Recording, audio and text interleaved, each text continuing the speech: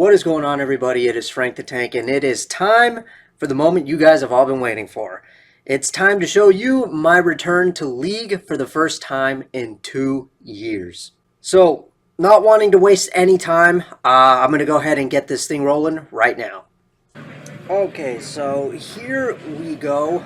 They started us off on lanes 3 and 4, and this league, it's nothing special. It's just a simple Friday night league, and yeah, it's teams of 4 people, so yeah, nothing too big. I will say I didn't have a team put together for this, so I just I asked the manager like what am I supposed to do, and she just told me show up on Friday and I'll find somebody to put you with. So yeah, I got put with a bunch of people that I don't even know, and I guess now would be a good time to show you who we're up against. So yeah, this lady who I don't even know, that's what she does. Pretty basic. I think that's a plastic ball straight down the lane. And actually, let's fast forward this. Then there's that guy. And yeah, he gutters to begin with. And to be fair, I know his approach is rather terrible. And then that's one of my teammates right there. Another one who just throws the ball down the lane. She kind of does hook it a little bit, but you know, that other guy who put in the gutter, that guy right there, he has like some, I don't know, metal in his leg or something. You know how like when some people will get hurt and they need like some kind of like, they need to put like metal screws in their leg or something like that. He's got that, so that kind of explains why he has to bowl like that. But anyway, yeah. So that's teammate number 1 that I have right there, and then let's see what else. Oh, and then there's this guy. He's not on my team. The people that are on the left lane right now that you see, they are not on my team. The people on the right lane are the ones on my team. Good Lord. I know that didn't seem as bad, but trust me, you have to be there. You're going to be like, you know, oh my goodness. That ball, when it hits the lane, it makes a loud crashing sound. Yeah, let's see that. Let me fast forward it. Fast forward. Look at that. Jesus Christ. Far back from the foul line and just drops it. But, you know, he can curve it, I will say. But, man. He doesn't use his thumb. I will say that, too. And then here's teammate number 3. Oh, no, sorry. Teammate number 2. Another basic, I guess, bowler.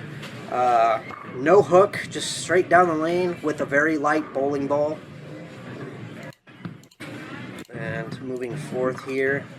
And then there's this guy. Hold up a second.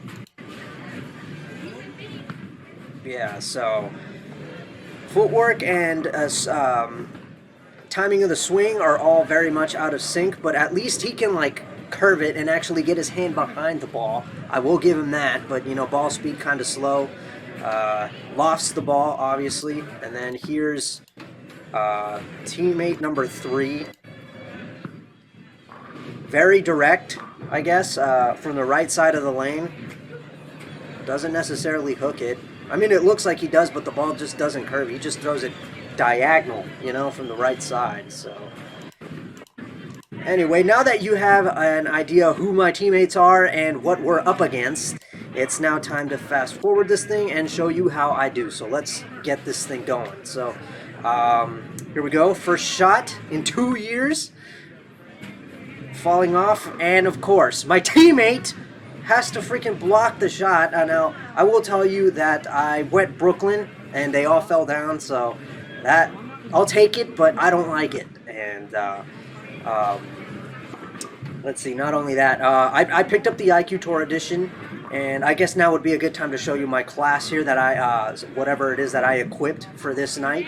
I had my spare ball, obviously, and then I started off with the IQ Tour Edition. I had a really good look with it in practice, and a few practice days before this as well. I was playing on, I stood on board 20, so I was on the right side of the lane, and I love that the ball was making it very easy to strike. I got a lot of miss room, and I actually had the ball drilled a little differently from what I normally do. I had it drilled 100 by 5.5 by 40, I believe, so that puts the pin much higher, and it puts the mass bias over, like, just kind of underneath the ring finger, and a little bit, just a little bit. It's not necessarily perfectly underneath the ring finger. It's a little bit to like the left of it. So that's going to give the ball a little bit more continuation. And for me, it just it's very easy to have control over that ball. And I get a lot of miss room down lane, so that's why I thought I gotta pack this ball. And it's just a ball that you always have to have in your arsenal, at least in my opinion. It's the perfect ball that fits in the middle of your arsenal. So yeah, I packed the IQ Tour edition, and I think further up I packed the Omega Crux and the Dark Code. And not really sure why I decided to go for those two balls. That's a massive step up, but I think part of that reason was because I assumed that a lot of the people in this league were probably either just throwing the ball down the lane and all over the place like you see right now, or there would probably be those who do know how to play the game properly and know how to play the lanes properly, would probably be on the right side of the lane, very low rev rate, like down, straight up the boards and in. So having known that, I figured, what, I'm going to take a couple bowling balls that will have me play more to the left of these people, so that way I'll have that, fresh part of the land for all these three games. So I think that's why I decided on the Omega Crux and on the Dark Code. So yeah, now that you know that, for game one, I decided on working with this IQ Tour edition. Or IQ Tour Solid. I mean, if the website calls it IQ Tour Edition, I'm going to call it IQ Tour Edition.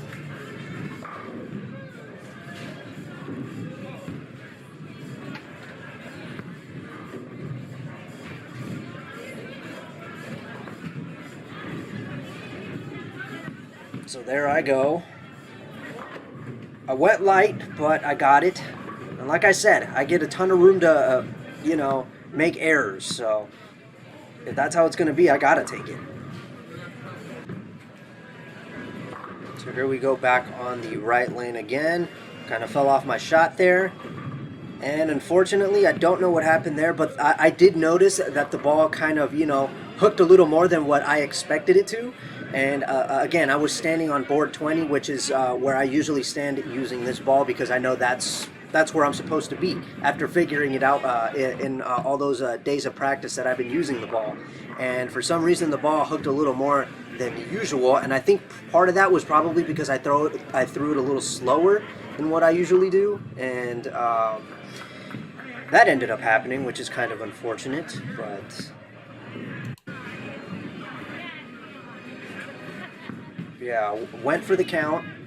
Didn't even bother to try to, risk trying to make it, losing count. So that was kind of a bit of a downer. Alright, so here we go again. Form seemed a little bit sloppy, but, ball went high. Still got them all. Lucky breaks. So I will tell you this, that I did, I was considering live streaming this. But then, I had that thought that, I've seen plenty of other YouTubers who do bowling content as well. I've seen them do live streaming of, their league nights. And, hold on a second, as I take my shot here, pretty good form. Get out of here, 9-pin. A little too much angle, but luckily, I think that was, I don't even know what that was. I think that may have been the 4. It looked like the 2 to me. But anyway, yeah, I didn't, I was thinking about live streaming this, but then, I thought about all these other bowling YouTubers who have live streamed their league nights, and I noticed that not a lot of people tune in, and I feel like a lot of people would tune in and then leave after a little while, because, it does get kind of boring just, waiting for something to happen, and Yeah, I thought, maybe not such a good idea. And after this, I realized, damn, I'm really glad I didn't live stream this because it probably would have been boring. You guys would have been waiting forever, and I think my phone would have probably not lasted that long. So, yeah, I just decided, you know what, I'm just going to record it all and then put it all together later, like I'm doing right now. Okay, so here we go in the 5th frame, I believe. I'm not even sure. I've already lost count of where I was, but yeah. Yeah, there we go. Light hit. Luckily, they all fell down. Close call. Good Lord, man. Literally living on the edge right there. Alright, so here we are going into the 7th frame, trying to work on a strike, trying to get that 4-bagger. Continuing on with the same ball, IQ Tour Edition. And right here, take a look. I couldn't get a whole lot on it, and you can see the reaction just died right there, and then I leave, I don't even know what that is, a 2, the 4, and the 8? No. I don't even know what that is. I can't see from there, but yeah. Looks like the bucket, but without the 8 behind it. And I'm not going to lie, I was a little nervous about my spares, and that is not a good thing because, when picking up your spares, you have to, like, not feel nervous. I mean, you cannot feel unsure, like, am I going to be able to pick this up or not? Am I going to miss it? Am I going to make it? No, you have to have that confidence, like you know what you're doing. And for some reason, even though I've practiced my spares, you guys have seen all the spare shooting that I've done on my channel, I should be able to just pick those up like no problem, but I'm still feeling unsure, and that shows that I have not practiced my spares enough. And also, I have not exercised this mental game enough either, so I've definitely got to get to work on that for the next league night, or before the next league night, so that way I don't end up in trouble with spares. Alright, here we go, next frame. A little wide, and again, I just let it fall off my hand. I didn't even get anything on it. And there's a reason for that. I'm going to tell you why later. So I ended up leaving the 10 pin. The one thing that I did not want to pick up, mentally I didn't feel like I was all there, like I was ready to pick that 10 pin up.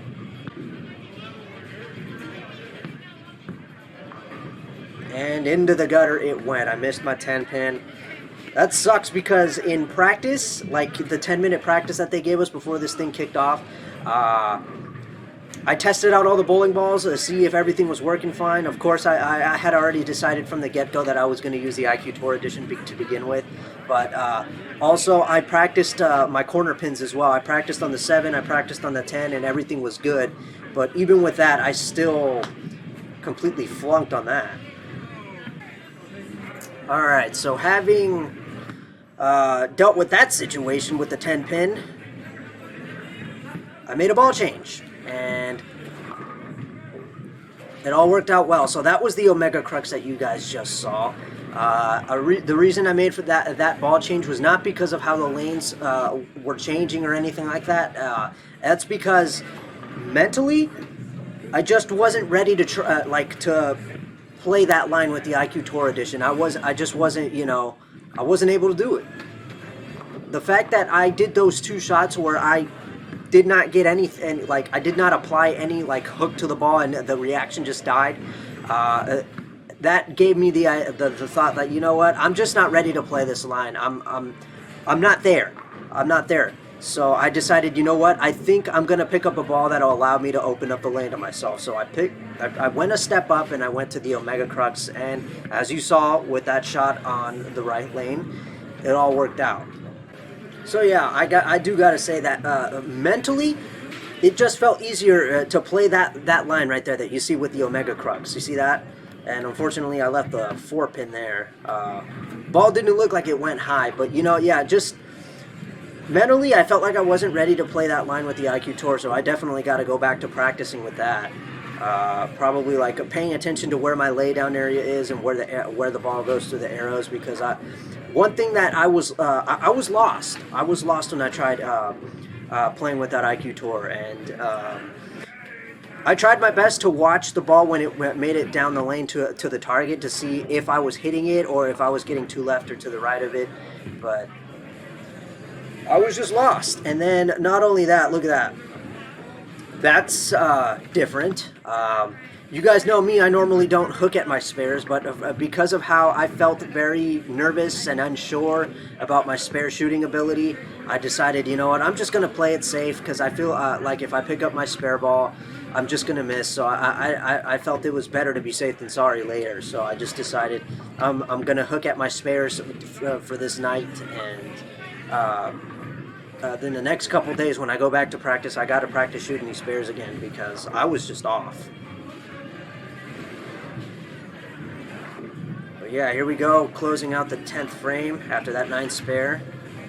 And I knew that I needed this for 200 even. And I got it. So I told myself I'm not about to finish this first game on like my first night back in a long time. I was not about to get under 200. So I told myself I have to get this. And I got it. So at least a 200 to start things off, I guess you could say is a good start. But I told myself now things have to pick up from here. So here we go, going into game 2, continuing with the Omega.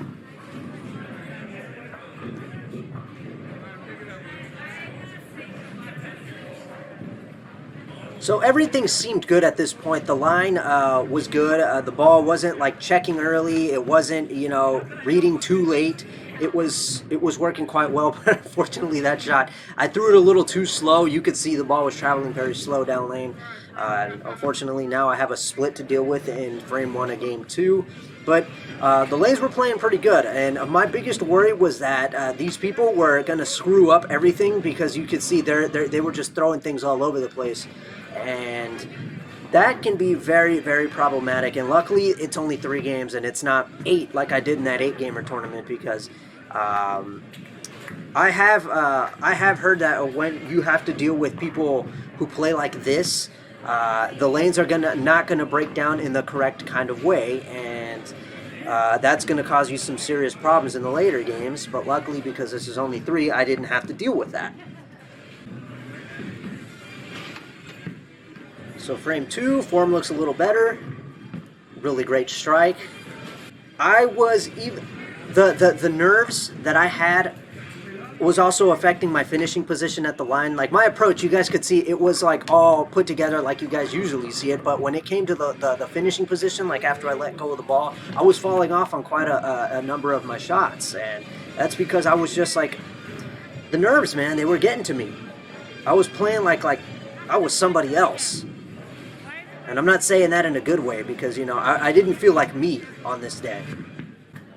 You know, me trying to, like, I'm not even going to make excuses. I'm not even going to say that, you know, well, it is my first time back in a long time. No, that's not even a valid excuse. Like, because considering all the days of practice that I have and the things that I've tried to do, it's not even an excuse. See, that right there, that's what should be happening. So, yeah, anything at this point is just not an excuse. Oh, yeah, I forgot to mention that. I, like, kind of, like, you know, I'm like, oh, whoa, whoa, whoa, wait, whoa. You know, because, like, I was worried that she was going to fall and hurt herself. But in a way, I'm actually, like, everybody was all like, well, it's a good thing that you did that, and you're going to see why. She hates 10 pins just as much as everybody else.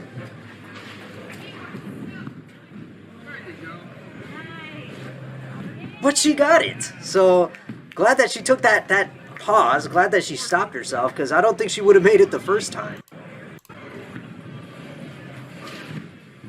Yeah, you see, falling off. I think I went a little too quick with my footwork there, but luckily it didn't affect my shot, and I continued on striking.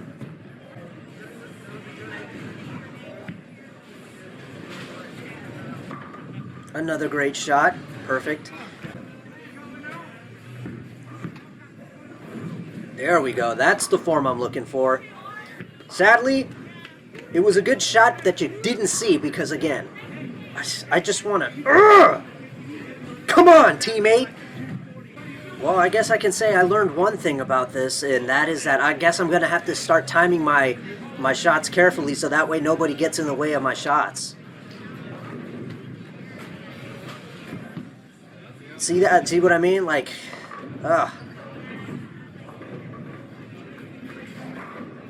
They pick up their ball and get in the way of the camera when I'm throwing this, as soon as I let go of the ball. There's nothing I can do about that, unfortunately. But here we go. My first 3-6-10 of the night.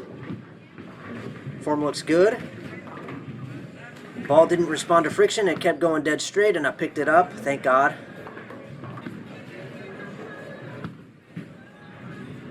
I messed up there. I got the ball to the left of target. I should have taken a little bit more time to actually focus and, you know, like tell myself, play the ball here, you know. It's usually what I do. For this, I stood in the exact same spot that I usually stand when I have to pick up the 6-10. So that was just routine. And I only just got that because notice how I got the 6 and then the 9 and the 10 kind of just... So I was like, you know, in my mind, I'm like, whew, imagine if I'd have just whiffed on one of those or something. So it was at this point that I felt relieved because I knew that I was going to go over 200 for this game. So I wasn't even worried. Especially after that. And now here we go, closing out the 10th frame. First shot. God, you know, I really hated that I didn't hold the shot after I let it go. I just kept falling out of it. I will say that I was more worried about trying to execute the good shot rather than my finishing position at the foul line. And that's part of the reason why I kept falling off. It's not because I tried to like immediately throw the shot and get out of the way so you guys can see it. It was just that I worried more about trying to make a good shot. But again, my confidence was low, so much so that I had to hook at the spare. I hope to God none of you make fun of me for that, because you guys know I always throw my spare ball for that. But I just wasn't feeling it on this night. So if I get this, I can go for 223. That's better. 223, that's what I'm talking about. Now we're back in business. That's the way it should have been.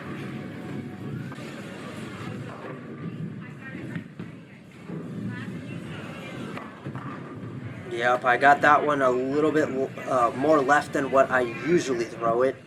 And because of that, I got no forgiveness for that.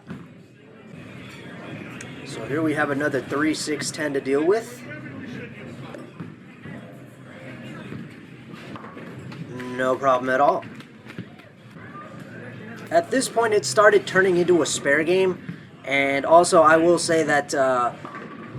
yeah, that started happening a lot, and it started making me feel very unsure about what I needed to do. Did I need to make a move? Should I have made a ball change?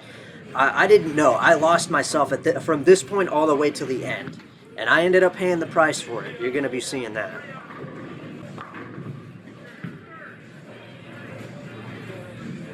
So yeah, there we go, nice and easy at the spare, and...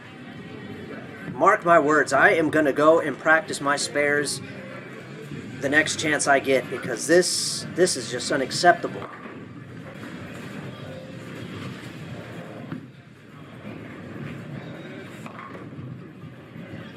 Yeah, see, I was just making bad shots all this time. Like, again, left of the target again, just like I did before, and here we have another 3-6-10 to deal with.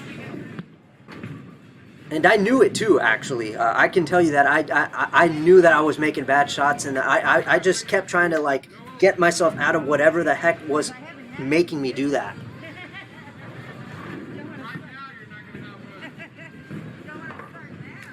Yeah, I didn't know how to get myself out of that, whatever it was that was making me throw those bad shots. I was telling myself, should I just make a ball change and just play it like a... should I switch to the dart code so that way I can be a little more left and I'm playing a different angle? Because, I don't know, I was just getting lost in whatever I was doing with that Omega Crux. So I decided to give the Omega Crux another shot on this right lane. And I tried my best to like clear my head and try to remember whatever it was that kept me striking in the second game.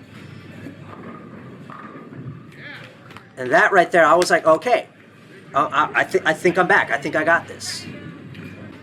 One mistake that I admit that I probably made was telling myself what I needed, because after doing the math, I remember like before the start of game 3, I was like doing the math. Like I put 200 plus 223, which was 423, and I told myself, okay, to at least achieve 600, I told myself that I needed,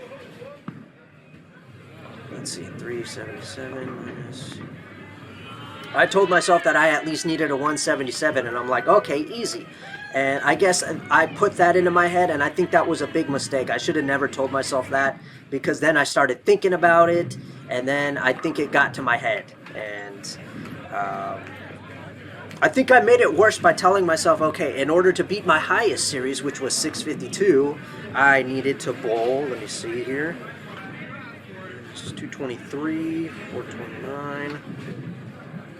I told myself that I needed a 229, and I felt like I could do it, and that made it worse. Because after all those spare shots that I made, I realized, damn, I am not on the path to 652, and I sure as hell am not on the path to 600 either. At least.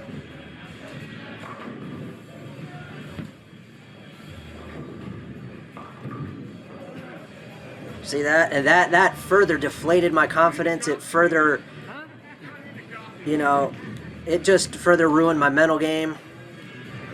And I normally don't let that happen. But, you know, it didn't really screw me up too bad, because you guys know how I feel about this spare. I usually make it a lot. I've made it a lot on my channel. So I wasn't too worried about this one, so I felt like I felt like I could do it.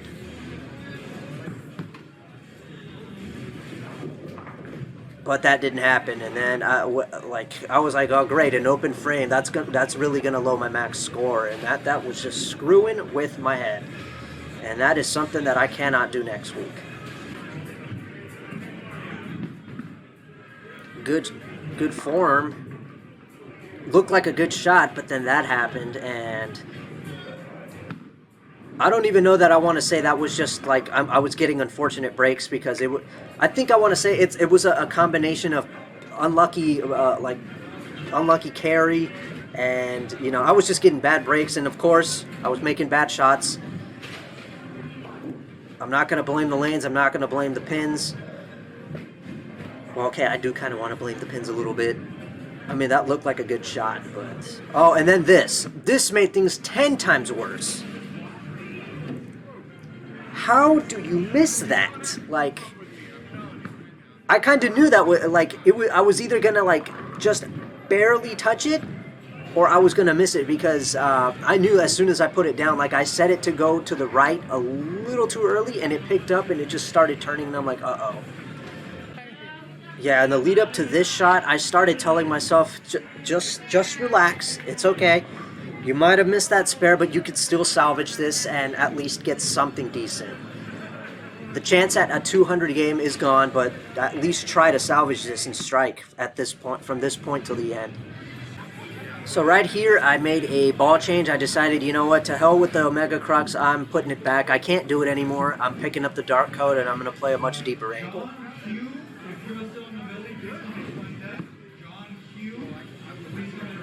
A little too early to the right, and that ended up happening. Further adding more salt to the wound. Oh, and of course, like usual, go for the count.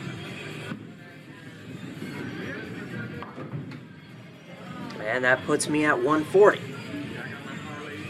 So the chance at, I believe 600 was now gone, because I think I needed 177. So... I think I just told myself, you know what, let's just try our best to strike out. That's all I could do now.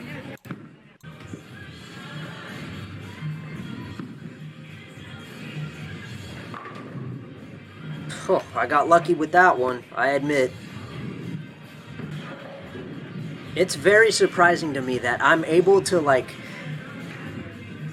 play that line with this dart code. Like like technically this is really unnecessary that I'd be that far left with the ball, because it's just a house shot, and good strike there. But yeah, it's just house shot, and it's very unnecessary to be that far left. It's and it's really just you know not a good idea to be doing that with a very aggressive ball. The real trick is to like just to grab like a very weak ball and play down and in. It's all you really need. But surprisingly, I can play that line, and it surprisingly like up here. It's easy for me. I don't know why. You'd think that it'd be difficult, but it's surprisingly not. But yeah, there we go. We doubled up, and then there was a last shot in the 10th. Unfortunately, a little too far to the right and too early. Ended up leaving the baby split for 168. So in the end, I ended up getting a 597 series, or no, I think 592. So there you guys have that. That covers week 1 of League done. Overall, I give myself a 6 out of 10 for that. Not good, not bad, but obviously could have been a whole hell of a lot better. It didn't go like I wanted it to. Obviously, mainly because of Game 3, I made off with the 592 series. I think that divide that by 3, that goes to a 197 average. So not bad, but again, could have been better for the the way I'm usually playing, but. Yeah, there you go.